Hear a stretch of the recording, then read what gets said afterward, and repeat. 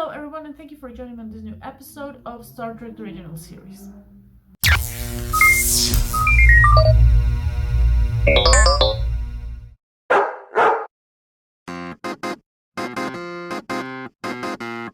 So today's episode was Season 1, Episode 29, Operation Annihilate. This is the season finale of the first season of Star Trek the Original Series. So this episode had a lot of interesting ideas, I have to admit.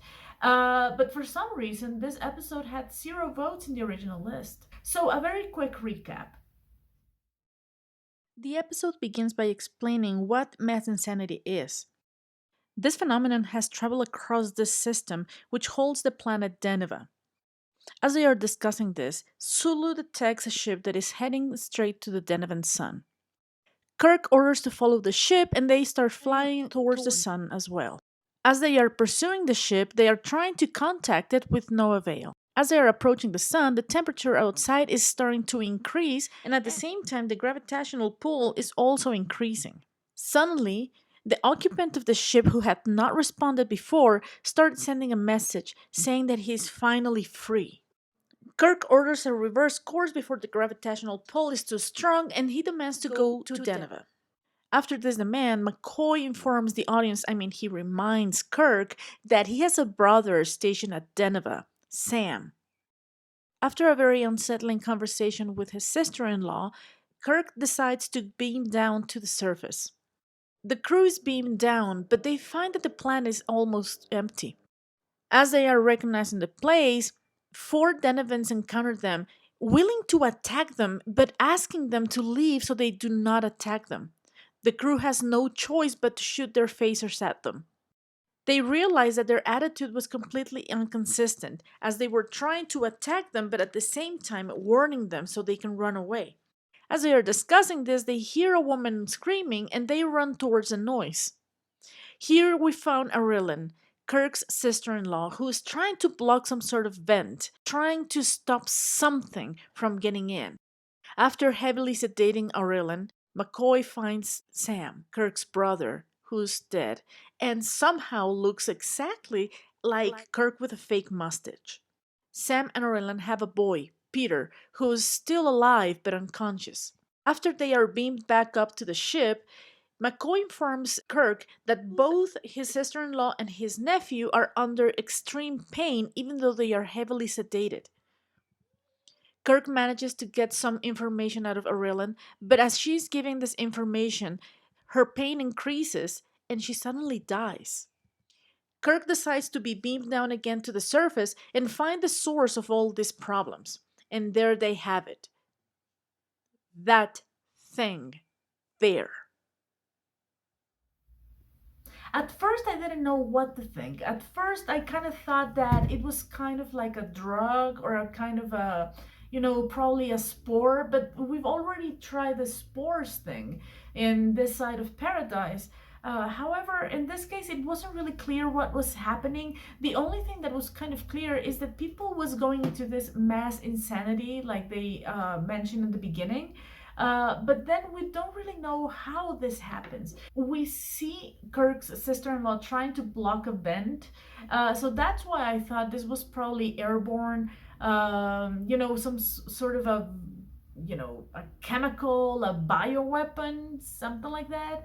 But no, it's this huge cell. I mean, I have to admit, they look disgusting. It looks like somebody fried a rotten egg. Then they make this kind of a squeaky noise that is just unnerving. Kirk's sister in law goes through excruciating pain, and the pain kills her. So, this is what we can imagine us in our human nature, how bad this can be. As they are trying to find this organism, they find it under some sort of structures in the shadows. But as they were trying to catch one of those, they start flying around.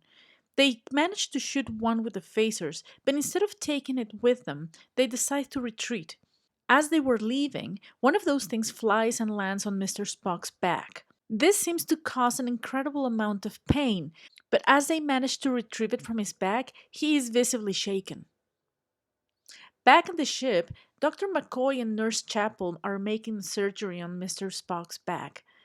They cannot really do much about it, so they decide to just take a sample and close Mr. Spock's back again. McCoy brings the sample to Kirk and explains that both Arellen and Mr. Spock have the same kind of organism growing within them. This organism is already too entwined in their nervous system, and a surgery is completely impossible. We have to remember that this is the same thing happening to Peter. Mr. Spock wakes up from sickbay and he goes directly to the bridge. In a kind of a rage, he tries to take control of the ship, and even though every person in the helm tries to stop him, they couldn't do so until he was heavily sedated.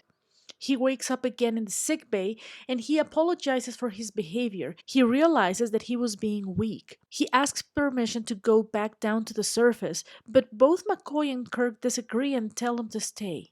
He still doesn't understand any reasons and go to the teletransporter room where he tries to beam down. But you know Scotty, he's super intelligent and he's not gonna take crap from anyone, so he stops Mr. Spock from taking over the machine. He calls the captain and they interrogate Spock. He gives them obviously a very logical reason. He is the only person that can go back down to the planet safely because he's already been compromised, and take a sample of this organism so they can know how to kill them. Kirk decides to believe him and he grants him permission to go back down to the surface. On the surface, Mr. Spock manages to capture one of those cells and puts it back into his lunchbox. Back in the ship, they run several tests to this organism, but no radiation or intense heat can kill it. So, this shows that Kirk has to make a very difficult decision. If they cannot kill this organism, they will have to prevent it from spreading to other planets by destroying Deneva and its million inhabitants. Now, the fact that in this case it was Spock who was hit by one of these cells makes you wonder what is going to happen, because we already know that Spock has a very strong and powerful mind. We've seen proof of this in many episodes, so we know that this kind of parasite is taking over people's will.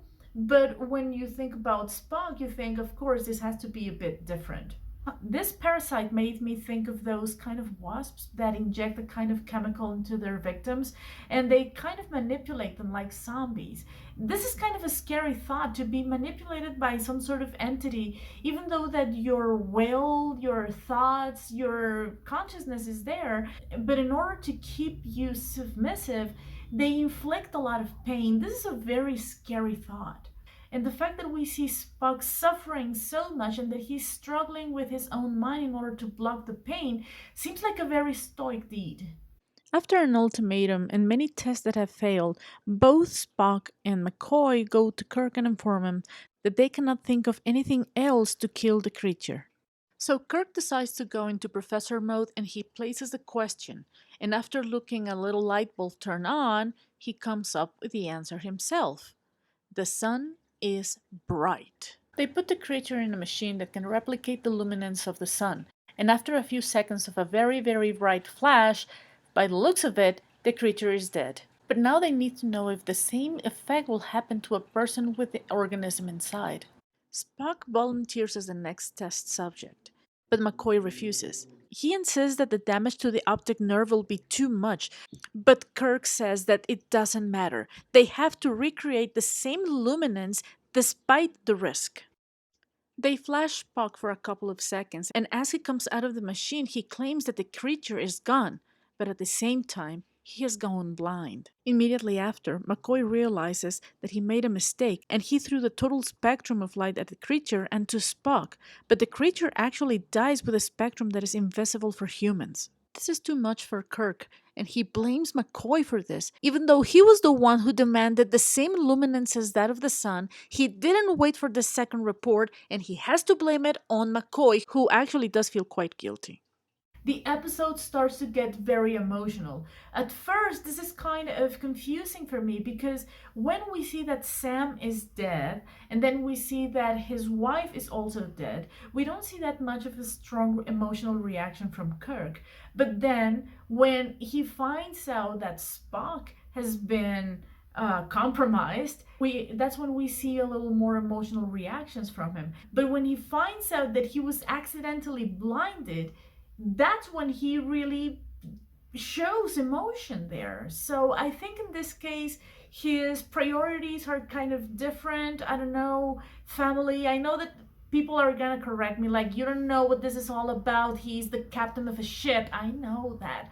But still, I'm a little more emotional. So I'm more like Dr. McCoy, where he was the most emotional character. The plan is to surround the planet with satellites that will replicate the luminance of the sun to the surface. This way, we can see that all the creatures start falling from their secured place and they vanish into this kind of a gassy cloud that you really don't want to smell. In the end, we learn that Mr. Spock has an extra pair of eyelids that prevented him of permanent damage and only caused him a temporary blindness. And that's the end of the episode. This episode, in some parts, is kind of dark. Some of the scenes, I even made a remark on my reaction video, which you can watch if you're a patron, where I noticed that some of the scenes were kind of dark, but in some other scenes, we kind of get like the funny music. Like, for example, when Dr. McCoy admits that Spock is probably the best officer in the entire fleet. In this episode, Spock's logic seems to be like floating way over my head. Probably I wasn't prepared for this episode. And even though in many instances, what is shown in every episode of Star Trek kind of makes sense. They close the loop with the explanations that we get in the end. Here, the fact that Spock was only temporarily blinded because his physiology is different is like an easy way out, in all honesty. But, you know, who am I to judge? Anyway, thank you for joining me in this episode. I will finally be starting next season with the first and most voted episode, which is Amok Time. Thank you again for joining me. I'll see you in the next one. God bless and bye bye.